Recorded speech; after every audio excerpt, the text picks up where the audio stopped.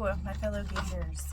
I wanted to start a mini-series about working on changing your brain. Part of what we talk about with parenting and parent coaching and parent education is understanding brain development. And that's your children's as well as your own, as well as your spouse's. Being able to understand what the brain can do, what the nervous system does, helps provide such insight for yourself and other people. I found a book at the library. It's a newer book called Change Your Brain Every Day by Dr. Daniel G. Amen. Maybe Amen. I didn't double check. But you can go to his website if you want to look up more information about just him and his clinics at www.amenclinics.com. Amen.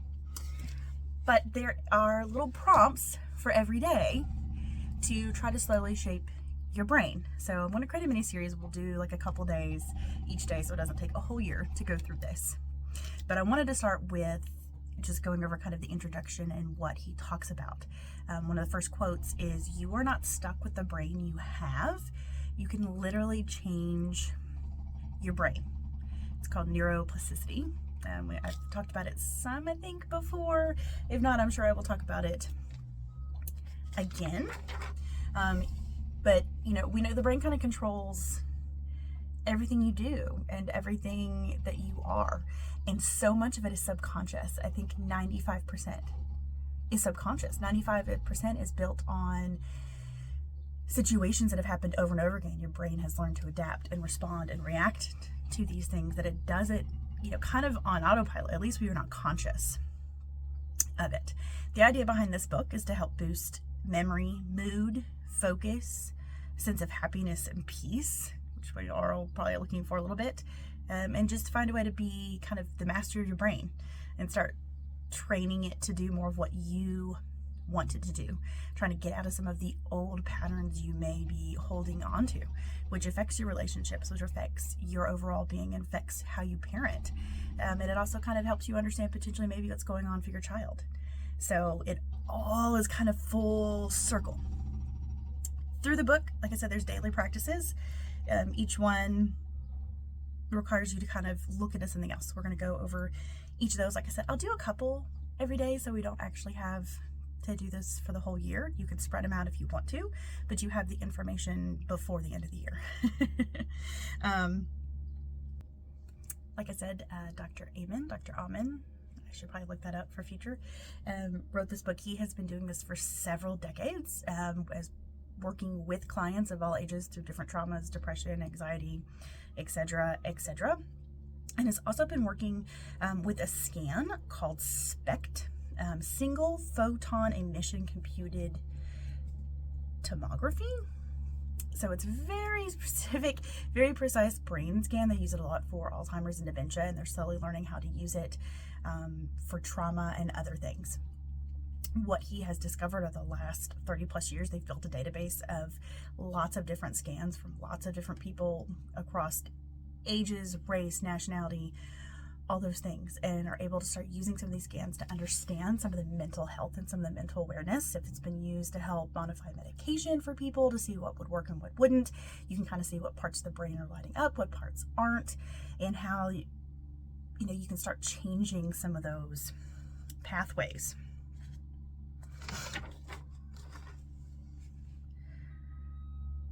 So what he has kind of learned over these years is kind of part of what's in this book. And he said there's 8 major themes that will be talked about over all these mini lessons. One is talking about major life lessons, and you'll see examples and stories of people that have gone through major life lessons, how to understand and optimize the physical function of your brain. Much like any other organ or I guess muscle, it also needs the exercise. So it'll be good to see how that kind of affects how our brains are working. Learning to manage your mind to support happiness, peace, and success. There's always arguments, there's always discussion about mind over matter.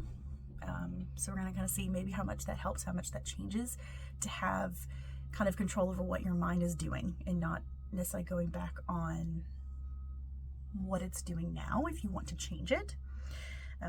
Gain skills to develop lifelong coping skills, things to deal with stress, trauma, things like that.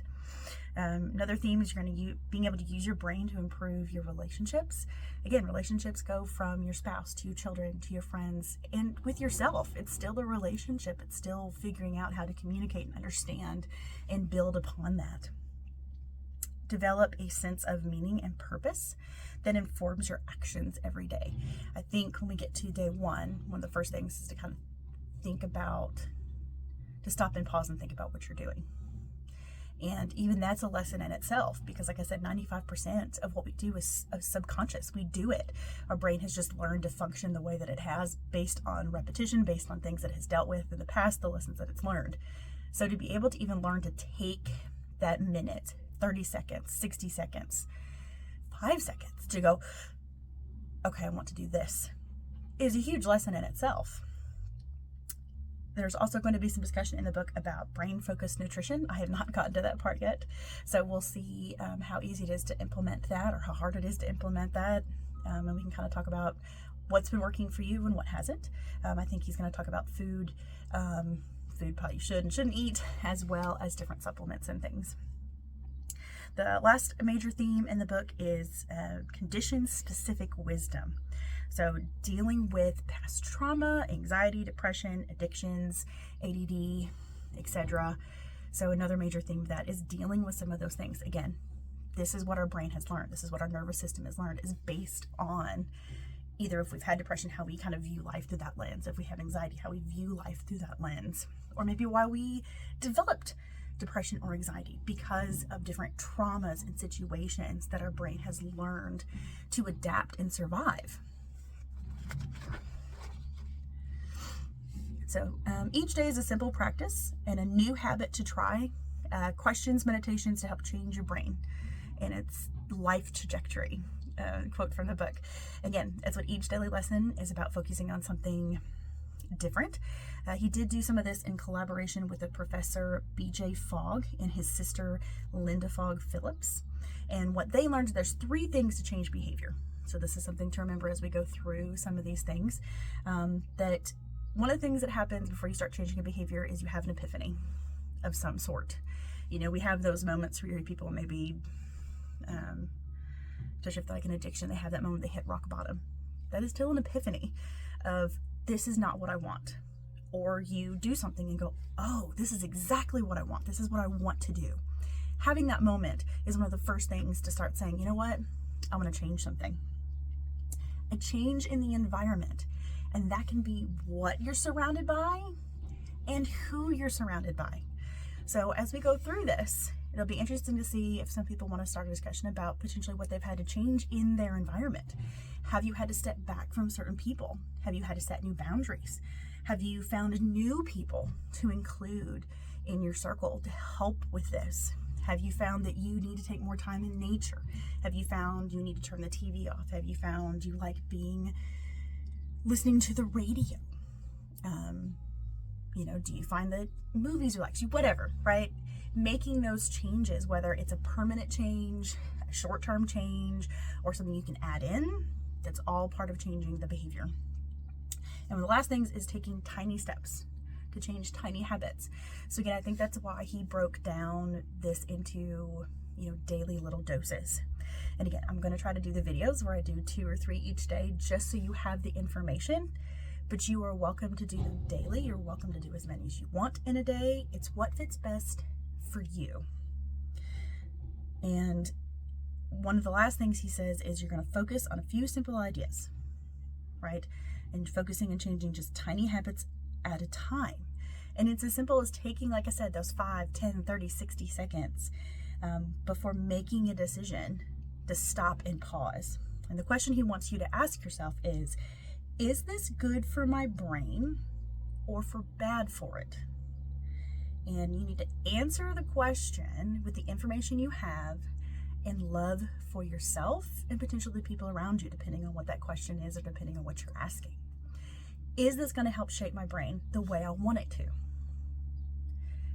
Is this going to reward my brain with new information and love and grace? Or is this going to send me in a tailspin? Is this going to help create the brain I want? And you may find that that's maybe too much. You might, even if you start saying, is this going to provide the outcome that I want?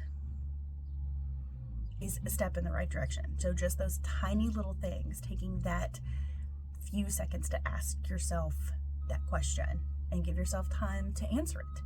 And there's also grace at the end of the day. Take a time to reflect and go, man, I don't know if that was the best decision. Could I have done that better? And not in a sense to beat yourself up, not to make yourself feel like, oh, I cannot believe I made that decision again. To simply reflect and say, this is what I did. What could I do different? And again, trying to train your brain so that when you hear or see or feel something, to stop and go, oh, okay, I should do this. And I know, we all know sitting here going, that's so easy. No, it's not. It's not easy at all. And I'm hoping going through this together, having a book to guide us, somebody that obviously knows what they're talking about, has had 30 plus years of information, both talking to people and the scans, and I think this will help us all. And like I said, it's going to help with all the relationships with your children, with your spouse, with your friends, and with yourself. And it's full circle on how that affects your life. Particularly if you are a parent, particularly if you're a spouse, any of those things. So that is the challenge. And I want to create a mini series around, like I said, change your brain every day. I checked this out at my local library. I'm going to provide a link to the Amazon. It is available on Kindle Unlimited if you have that. It's available on Kindle. It's also available hardback, paperback. I'm not sure which one, but you can buy the physical copy as well. And I hope that some of you are going to join me and see. I would love to hear from people as they go through this and see how you feel, see what happens, see if you see and notice things changing, if you feel a change in yourself. So we'll see how it goes. We're going to try to change our brain a little bit, day by day. I will see you next time. I think I'm going to talk about day 1 and day 2, the questions and kind of prompts to go back on yourself, and then we'll keep going forward. See you later, guys.